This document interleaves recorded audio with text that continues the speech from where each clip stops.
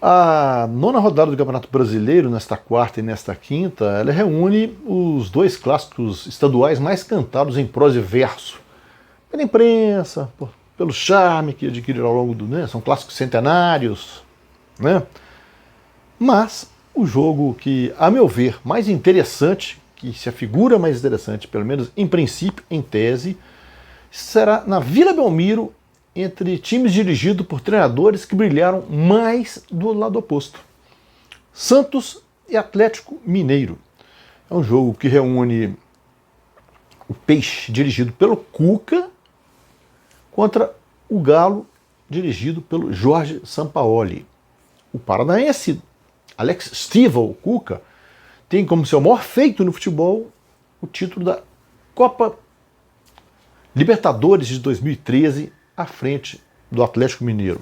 Com Ronaldinho Gaúcho, Bernard, Jô, Vitor, né, brilhando, Tardelli intensamente naquela campanha muito boa do Galo, até arriscou um pouco isso aí, ganhando nos pênaltis, mas é um time que mereceu sobejamente aquela conquista, era o melhor time da competição, disparado, que mais deu show, que brindou sua torcida com grandes espetáculos, principalmente nas duas primeiras fases.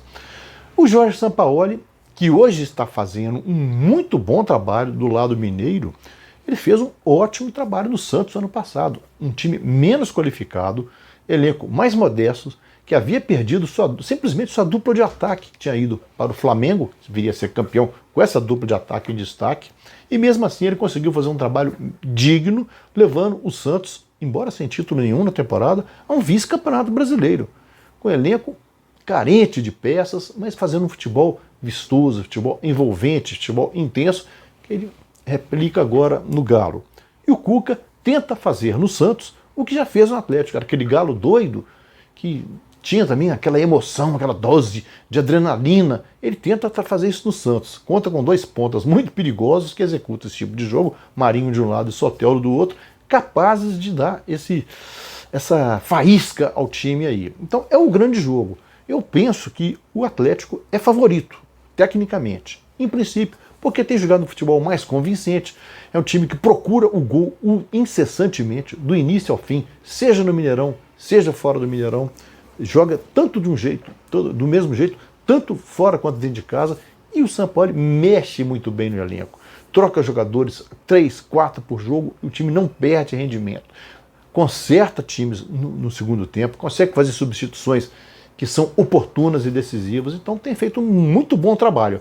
Ele vai ter um desafio, porque tem um sinãozinho na campanha do Atlético, que é a fragilidade defensiva em momentos do jogo em que o adversário não consegue matar aquele jogo.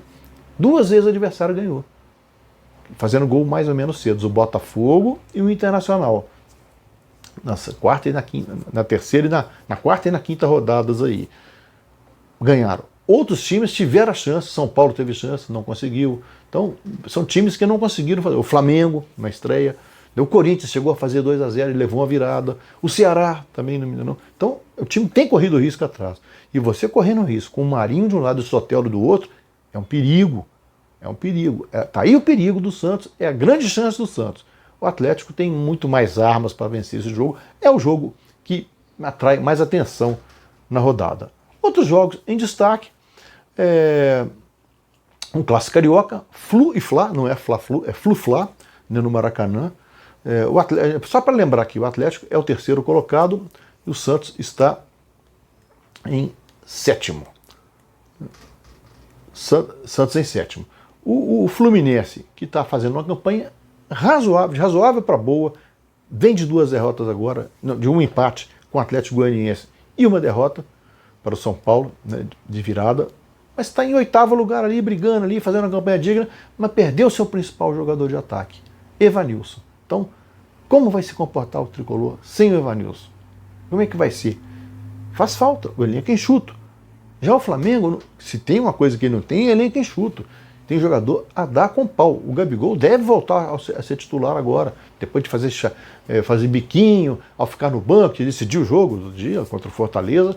Né? O Fla está em 5º lugar, mas já próximo dos líderes ali, vai tentar manter sua escalada aí de pontuação aí, deu uma subida boa nas últimas rodadas.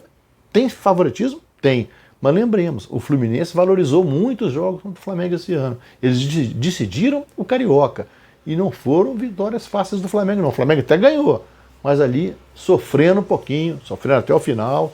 Não foi nada fácil para o Flamengo, não. Então é um jogo que é um time que tem feito jogos interessantes contra o Flamengo, mais um jogo interessante.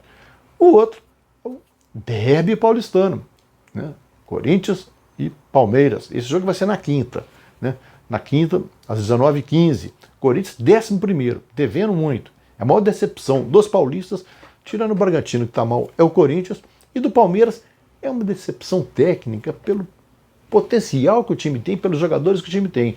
Mas em campanha ninguém pode chiar, não. 6º colocado. A produção está sendo melhor do que o desempenho. A produção está sendo melhor do que o desempenho. E outro mérito do Luxemburgo aí. Os garotos estão entrando com personalidade e ajudando o time muito.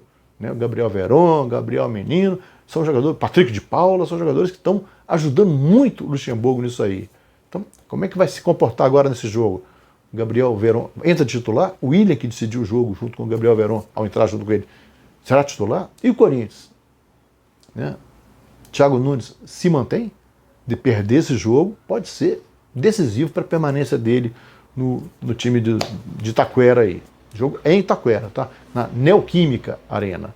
Então, é um jogo complicado aí para o Corinthians. O Palmeiras é mais time, mas o Corinthians é o Corinthians. Então, é outro jogo que interessa.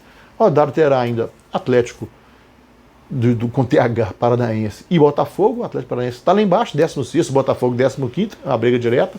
Times que não vão brigar no alto. O Atlético caiu muito em relação aos anos anteriores. O Botafogo tem um limite muito técnico, joga bons jogos, faz bons jogos, mas tem um limite escancarado aí, né? Fortaleza, Sport, o duelo do Nordeste, Fortaleza 13º, Sport 9º. O time do Fortaleza tem um melhor elenco do Nordeste, mas é limitado também em relação a outros times lá do Sul. O Sport cresceu com o Jair Ventura nos últimos jogos, é um time que tem feito boas apresentações. É um jogo bom, promete um jogo ser ofensivo aí. O Rogério Ceni de um lado, que recusou propostas do Cruzeiro, recusou, não quis voltar agora não vai entrar nessa fria de novo não, 2 vezes é demais para ele, fica no Fortaleza até o fim do ano pelo menos, enquanto já é Ventura. Goiás e Curitiba, 20º e 17º, times que vão brigar até o fim para não cair. São Paulo e Bragantino, tá aí um jogo bom. O São Paulo tem que aproveitar a fase ruim do Bragantino, que é uma grande decepção, entrou cheio de gás, cheio de sonhos aí e não está justificando isso, já queimou o técnico, já está brigando. E o São Paulo não, está em 2º lugar. É um jogo bom.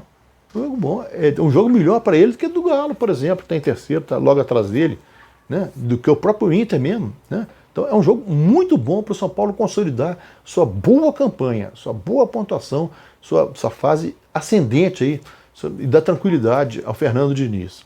Tem Inter e Ceará na quinta-feira, a rodada ainda tem Inter e Ceará na Fortaleza. Na quinta-feira, o Inter perdeu a chance de manter a liderança folgado ao ceder o empate ao Bahia, no Beira-Rio, volta a jogar em casa contra o Ceará, é favorito, mas convém tomar cuidado, o Ceará tem feito uns jogos traiçoeiros aí, e o Inter caiu de rendimento na última partida. Bahia e Grêmio, é um jogo interessante, Bahia 12º, Grêmio 14º. O Bahia jogou até com muita personalidade contra o Inter, né? Depois de ficar sem técnico, dirigido pelo Cláudio Prates, interino, né? E o Grêmio com o Renato Gaúcho, pela primeira vez em muito tempo, na Berlinda e o Renato. O time também não engrena, é um jogo meio... não sabe o que se esperar, né? Ainda mais o jogo sendo em Salvador. Times que gostam de jogar ofensivamente, mas não têm conseguido fazer valer esse poderio ofensivo que o elenco lhes oferece. E a rodada se encerra com Vasco e Atlético Goianiense. O Vasco é uma das surpresas positivas do campeonato, 4º lugar, com um jogo a menos que o primeiro e o segundo, assim como o Atlético Mineiro, né? Tem um jogo a menos, fazendo uma campanha muito digna sob geração do Ramon Menezes, enquanto o Atlético Goianiense, 18º, vai brigar para não cair e tudo. É o Vasco com a chance também de consolidar-se aí nessa briga do alto aí. Dos times ponteiros aí, o Vasco e o São Paulo tem jogos melhores para ele do que o Inter, mas o Inter tem um jogo bom para ele também, e o Atlético é um jogo mais complicado, mas o Atlético é o time que tem mais justificado a expectativa das torcidas. Essa será a nova rodada, vai ter mudança de posição, isso eu posso garantir, e vai ter emoção também. Um abraço, até a próxima.